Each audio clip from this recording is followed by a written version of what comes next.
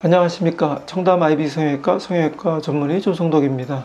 저번 시간에 이어서 오늘도 성형수술 이후에 생각지도 않던 흉이 크게 남아서 고민하는 그런 부위들이 몇 군데가 있는데, 오늘은 눈 주위에 소위 앞트임, 뒤트임 수술을 하고 나서 흉이 많이 생겨서 고민을 하셨던 분들의 케이스를 같이 생각해 보려고 합니다. 일단은 눈이 하루에도 수만 번 떴다 감았다 하기 때문에 눈 안쪽이나 눈 바깥쪽, 앞트임, 뒤트임 하는 부위는 흉이 많이 생길 수 있는 부위라는 것을 꼭 기억을 하셔야 됩니다. 물론 체질에 따라서 흉이 잘 안 보이시는 분들이 대부분입니다. 그렇지만 생긴다 그러면 본인이 그런 흉을 받아들일 각오가 돼 있는지 꼭 확인을 하시고 수술을 받으시는 게 대단히 중요하겠습니다. 그럼 먼저 앞트임에 대해서 생각을 해 보겠습니다.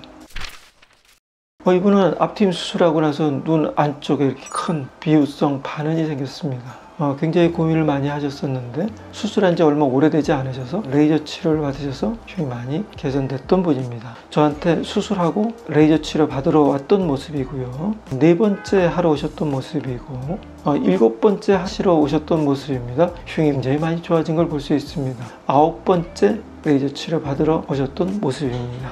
두 번째는 역시 앞트임 흉인데 눈 안쪽에 밴딩이 형성이 되어 있습니다. 그래서 수술 받고 레이저 치료 받으러 왔던 모습이고 레이저 치료 5번째 받으러 온 모습입니다. 반대편 눈에 수술 후 레이저 치료 처음 받으러 왔던 모습이고 레이저 치료 5번 받으러 오셨던 모습입니다. 하여튼 흉은 많이 개선됐지만 밴딩이 아직도 남아있어서 나중에 이 밴딩을 개선해주는 흉 제거술이 필요하리라고 생각이 됩니다.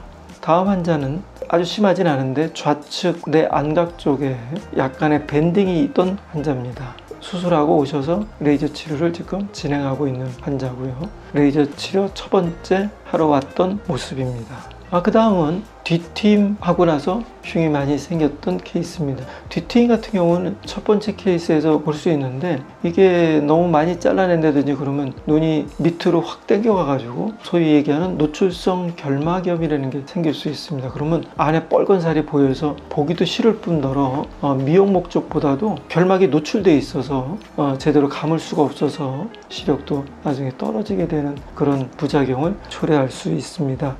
첫 번째 케이스는 이분 보시면 양쪽이 다 바깥쪽으로 피부가 당겨져서 결막이 노출되어 있고 따라서 노출성 결막염이 발생했던 환자입니다.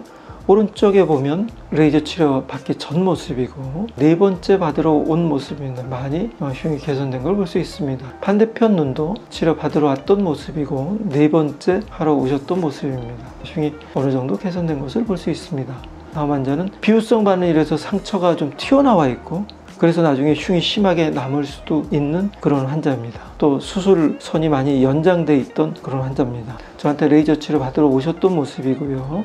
6번째 하러 오셨던 모습이고 7번째 하러 오셨던 모습이고 7번 치료하고 3달 지나서 팔로우 오셨던 모습입니다. 그래도 어느 정도 흉이 개선됐습니다. 역시 반대쪽의 눈도 첫 번째 치료 받으러 오셨던 모습이고 6번째 받으러 오셨던 모습이고 7번째 받으러 온 모습이고 7번 치료하고 3달 지난 다음의 모습입니다.